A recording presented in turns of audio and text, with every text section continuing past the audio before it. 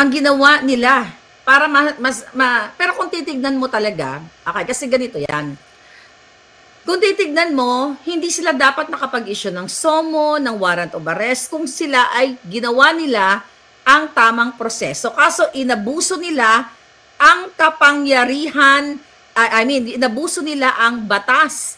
Gumawa sila ng peking address para maisakatuparan nga nila, mga kababayan, etong kanilang warrant of arrest na isinikreto nila. Bakit nila isinikreto? Bakit?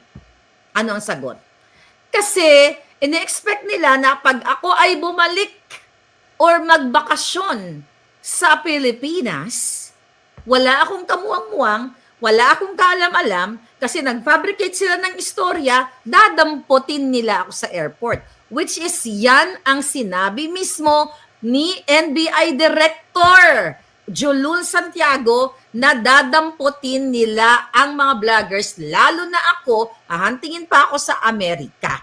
Secret warrant. Yes, sinikreto nila yan. At yung mga warrant na yan ay ginagamit ko rin pang laban against sa kanila. So ngayon, sinabihan na nila yung mga pulis, di ba, sa Albay meron ako, sa Legazpi Albay, gawa-gawa yan ni Saldico. Yan dapat ang kasuhan yung mga puki ng buwaka ng Ginimes na yan.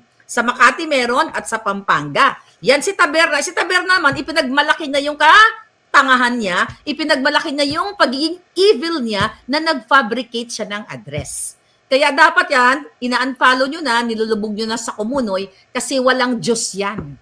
Digimonyo yan. Dahil ang tunay na maka-Diyos ay hindi kayang gumawa ng peking address, hindi magpapasailalim sa kipay ni Lisa para gumawa ng address. So, sinikreto nila na nagbabakasakali sila na pag bumalik ako ng Pilipinas o magbakasyon ako dyan, ay kadadamputin ako. Kasi their intention is what? Patayin, gurgurin si Maharlika, i-torture o kunwari na namatay din sa kulungan or something. Yan ang evil plan ni Lisa Tanas. Kaya galit na galit daw ngayon ang kumukumpas dyan sa PNP. Okay? Na sinabihan ang mga certain police officers na wag makipag-usap kay Maharlika. Excuse me, hindi ko naman sila kausap na diretso. Meron tayong angel. Alright? Meron tayong angel dyan, mga kababayan. So, ang ginawa sana nila, kung talagang totoong valid, itong kanilang mga kaso laban sa akin, pwede naman silang makipag-ugnayan, di ba? Nananakot nga sila noon. Makipag-ugnayan sila sa DFA, makipag-ugnayan sila sa US government. Di ba last year na yon, June. Tapos ngayon, last month, di ba nananakot sila na kapag puno na yung salop, sabi ni NBI Director, ay dapat nang kalusin at i-hunt nila ako. They will hunt me down here in the States. For the record, mga kababayan, wala pa pong kaso na isinampa si Bangag na defamation case dito sa California court. Okay? Kasi the only thing na mapanagot niya ako kung ako ay nagsisinungaling patungkol dito sa Pulburon video at yung kanyang pagiging addictus, magpa-file siya ng case katulad ng 4 na case na pinal ng kanilang mga proxy mga proxying judgment dito. One case, dismissed with prejudice, hindi yan inulat ng mainstream media. Kaya yung mga media na yan, di ba nabasa ko dyan sa News 5 na nagkaroon ng parang debate dyan sa News 5. Oh, ba't nyo ko inimbita? Di ba? Ako yung pinaka-the best doon. Dapat inimbita nyo ako News 5 at nang nagbakbakan tayo ng, ng katotohanan. Ngayon, mga kababayan, eto nga, so papunta tayo doon mamaya. Kasi isusulat ko nga yung question doon kay Clarissa Taratara.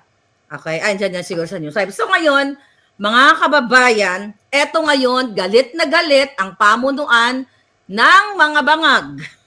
Dahil nalaman ko yung sekreto nilang warrant of arrest.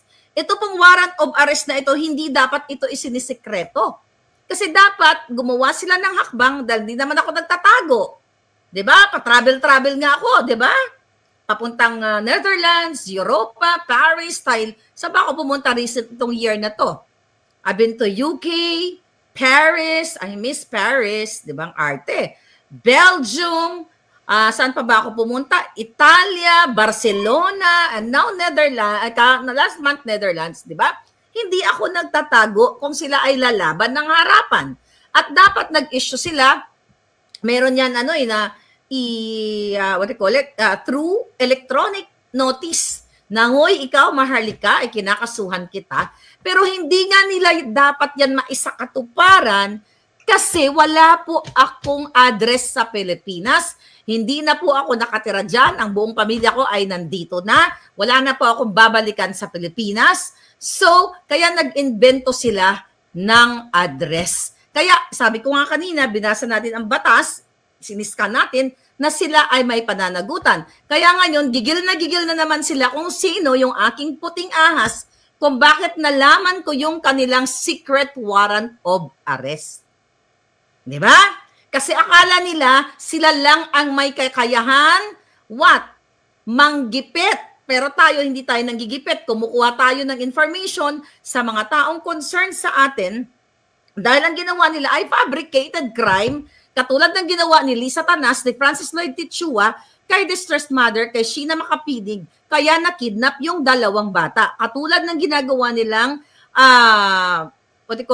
kaso dito kay Harry Roque at sa iba pang mga vloggers. So ngayon mga kababayan, kahapon dyan, sa Pilipinas ay nagkaroon sila ng debate. Gusto ko lang sagutin itong isa sa mga katanungan doon na live na naman si Taratara. Okay, live na naman siya. So tingnan natin lang dito. So ngayon, meron doon katanungan si Taratara na paano daw bine-verify. Mga kababayan, gulo ng computer ko ha. May problema na yata taga.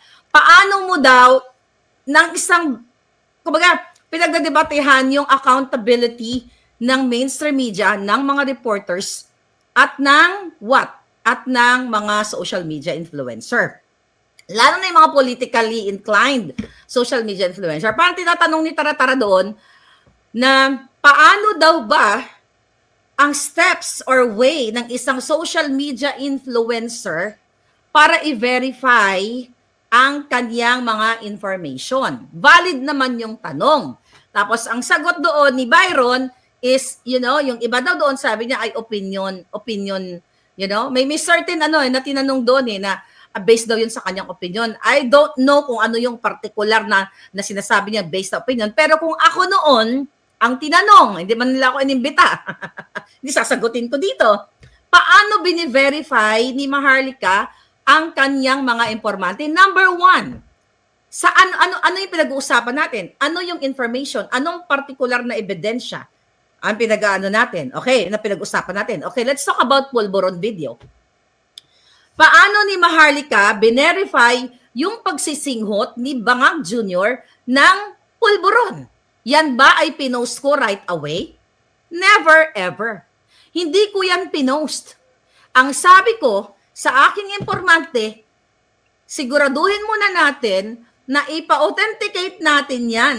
Kasi baka masunog tayo dyan, baka mapaso tayo dyan, baka, not only that, para mayroon tayong magamit na papeles na isampal natin sa kanila sa oras na magkaso-kaso sila.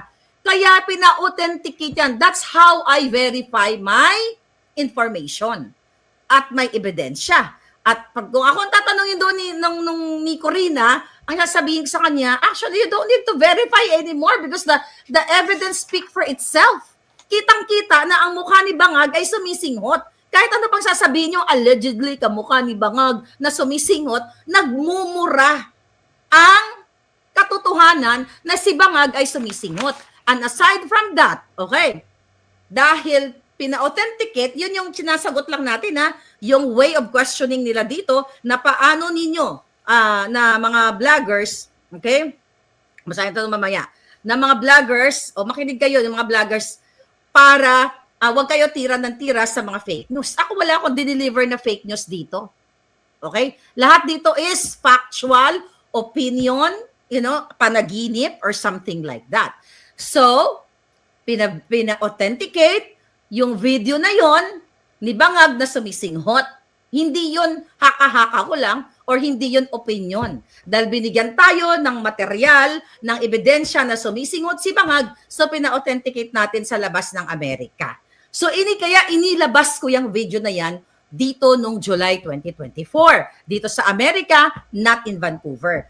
At dahil nagkagulo na ang mga bangag, mga kababayan, ang mga bangag ay decided na ipa-authenticate muli dito sa Amerika. Kaya dalawa ang authentication yan. So, hindi lang kayo mainstream media ang marunong mag-verify, ang marunong magtingin ng inyong mga sources na, kasi parang ang dating, tayo mga mainstream media, inaano nila na tayo ay fake news and everything, ganyan-ganyan. Balikan ko kayo, mainstream media, kasi this is social media versus mainstream media.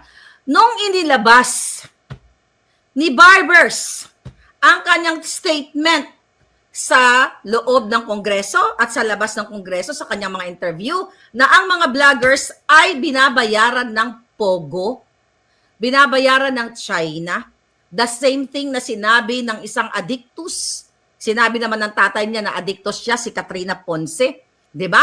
Na sinasabi niya si Maharlika at si Sas ay bayaran ng China. Kayo ba na mainstream media, ginawa ba ninyo ang inyong ang inyong trabaho, 'di ba? Na inyong i-verify ang sinabi ni Barbers, ang sinabi ni Katrina Ponce na kami ay bayaran ng China. Tinanong nyo ba siya, Katrina Ponce, Barbers, paano mo nasabi na si Maharlika, na si Sas ay binayaran ng China?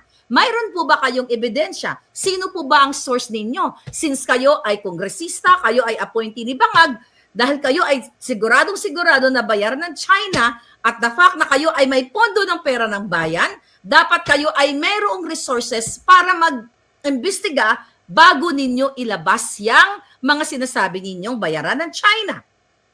Pero ginawa ba yan ng mga julul, ng mga politiko, ng mga media? Ginawa nyo ba yan?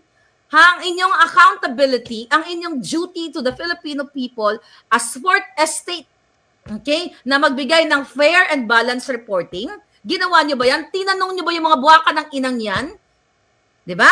Pero ako, tanungin mo ako, Corina, kung ano ang ginawa ko. Yun, pina-authenticate ko bago ko inilabas ang video. Tapos ngayon, dahil authenticated yan, kayong mga media, pinipilit nyo na ito ay what? Ito ay AI. Putang ina, ang daming nyong pera. Milyon-milyon ang kinakita nyo sa inyong mga kasinungalingang balita. Ano ba naman yung magbayad kayo galing sa pera nyo, ha? Kung talagang kayo ay para sa fair reporting, I challenge you na magbayad kayo ng isang legitimate forensic expert dito sa Amerika. Total may mga tao kayo dito at nang maisampal ninyo kay Bangag. Kaso hindi nyo gagawin yan kasi it's either bayad kayo o takot kayo. So yan ang mga sagot doon dapat, doon, kung ako ang tatanungin, di ba? Kasi tinatanong nila, sinasabi nila doon na ang media daw ay mayroong, na ito ay sumusunod sa mga guidelines, di ba? At kumpara daw dito sa ating mga social media influencer, tama naman sila. Pero sumusunod ba kayo sa mga guidelines sa inyong, sa ethics of the press? Di ba? Sumusunod ba kayo na magbigay kayo ng unbiased reporting? Di ba hindi naman kayo sumusunod? Yung sinasabi nyo, in-explain kasi nila doon, yung mga guest nila, from news gathering daw, to cameraman, at hindi daw basta yan nire-report ng mga reporter o pinapublish ng mga editor. Dapat daw, ang ginagawa daw doon, bago daw i-publish ng editor yung mga balita o yung mga report mula sa field, ay nakatabi daw o nakatabi doon sa desk, sa news desk. Yun ang pagkakapaliwanag nila doon eh. After na i-submit doon sa news desk, nakatingin daw yung reporter doon, mga kababayan, para tignan yung i-check. Kasi kasama yan, i-check mo yung grammar, i-check mo yung date, place. Kasi pinag-aralan ko rin naman yan. Date, place, county. Kaya nga alam ko ang county ng Southern California ay Riverside County, kung doon ba yan nangyari. Orange County, kung doon ba yan nangyari. Los Angeles County, di ba? San Bernardino County, Ventura County. Yan ang pinag-aralan ko dito sa UCLA Extension. Nung nag-aaral ako, una namin inaral yung mga county. Kasi baka mamaya nasa Orange County ka nagre-report, ang sinabi mo nasa Riverside County. So yun yung mga ganon. Yun ang mga ibig nila sabihin doon na pinapaliwanag nila na dapat daw nakatabi yung reporter. Okay, my question, mga kababayan. Yung mga field reporter, katulad yung mga nag-report sa Hague, nakatabi ba yun? Hindi naman nakatabi yun eh. Magaganon-ganon lang ng mga manyan. Boom! Ipo-forward nila sa Maynila o kung saan man ang kanilang opisina. Kung nasa New York sila, nagbabalta, submit sa news desk. Wala yung reporter doon, lalo na kung ang reporter ay field reporter. Pero syempre, ang mga media, talunan kasi kayo. You know, napakatalunan nyo kasi, mga kababayan, sa inyong mga tawag dito, hindi naman lahat, pero mostly, mga talunan kayo kasi sinasabi niyo yun na nagpa-fact check kayo, fact-checking. Nagpa-fact check kayo pero yung mga binanggit ko kanina, yung kasinungalingan ni Ponce, kasinungalingan ni Bangag, ni hindi nyo man lang kinounter. Si Bangag, nung sinabi niya na walang police, walang baril na pumasok doon sa KOJC compound. Di ba? Hindi nyo naman pinak-check yun. Ginawa nyo ba ang inyong duty? Wala kayong ginawa. Kaya wag kayo magsabi na kayo ay sumusunod sa tamang proseso. Totoo yan na inaayos yung mga sentence, grammatical, error, structures ng mga sentences, di ba? Kung may mga quotations, yun ang naalala ko, kung may mga quote ng isang famous or something, di ba? O ng isang personalidad. So yan ang mga tinitignan dyan dapat, mga kababayan. Pero, kaya sila nagalit dito sa atin, mga palangga, sa ating mga mainstream media, dahil nga naman ang layo-layo ng agwat natin sa kanila. Kasi right there and then, pinapanood tayo, bakit ba ang mga Pilipino o mga tao ay nagre-resort sa social media? Dahil, mas may credibility kami. Kung wala kaming credibility, hindi kami panonoorin. Maliban na lang dun sa mga dugyot ninyong, mga bangag vloggers ninyo, na maliban sa mga pangit na, di ba? Maliban sa mga amoy luga, yung mga itsura nila, amoy luga, na katulad ni Lisa Tanas, o di ba? Ayun talaga ay walang credibility. Bakit si Maharlika ay namamayagpag pa rin ang alindog? Sa kabila ng 2 Facebook page ang pinatumbad ng mga bangag. Kung hindi tayo nagsasabi ng totoo, okay, iiwanan tayo ng ating mga viewers. Pero bakit minamahal? Thank you palangga sa pagmamahal nyo sa akin. I love you. Okay? So bakit tayo ay minamahal? Dahil ang mga balita natin dito, hindi lang opinion, kundi mga expose. Katulad nung in-expose ko. Okay, tatanungin mo ako, Corina. Dito na ako sasagot. May tanong ka doon eh. Hanapin nga daw. May tanong siya doon, mga kababayan, kung ano daw, pangalan nito, ang tanong niya doon sa mga vloggers na, yun na nga, kung paano ito bine-verify yung mga dokumento, nung inilabas ko, yung memo, alright? Memo ng police, ng PNP, na hindi, na bawal mag-like, mag-share, like, share, comment, or mag-interaction ang mga polis. Hindi mo na kailangan pang maraming verification. Sabi ko nga, yung ebidensya, yung memo na may pirma ng PNP head nila, yan ay magpapagpapatunay na ang sinasabi ni Maharlika ay factual. Diba? Nung inilabas ko ang authority to op, pre-op, na si Marcos Jr. ay i-raid na dapat ni agent ng bayan, Agent Morales, na kasamang sumisinghot ni Maricel sa kaniyang 46C. Diba? Ano ang nangyari doon? Naglabas ang Tribune na si Maharlika may sinilabas, as later on, after a few hours, kinausap ng mga bangag na ipa-take down yung authority to op at saka yung mga dokumento na yon. Okay? Pero ano ang nangyari?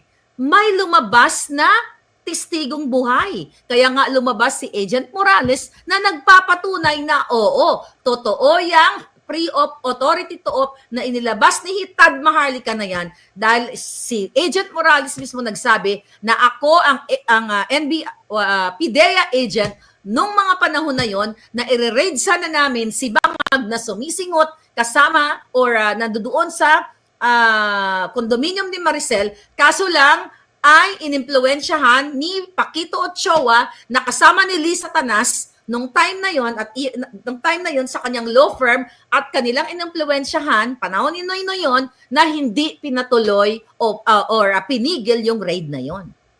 So ganun ko kayo sasagutin. 'Di ba? Ano yung mga tanong ninyo? Alright? Ngayon, sabi may nabasa ko kanina, fake news daw na sinabi ko na si Lisa Tanas ay nakakulong. Kayo ang fake news. Okay? Kasi ang sinabi ko na hold. Okay? Hindi ko sinabing nakakulong siya forever. Ang sabi ko, meron siyang extended immunity according to my informer. Hindi ko sinabing nakakulong siya, makukulong siya ng 1 buwan, 2 buwan, 3 buwan. Kaya siya na-release, hindi ko lang alam kung kailan siya na-release, pero siya ay hinold. Iba yung hinold sa ikinulong ka sa jail.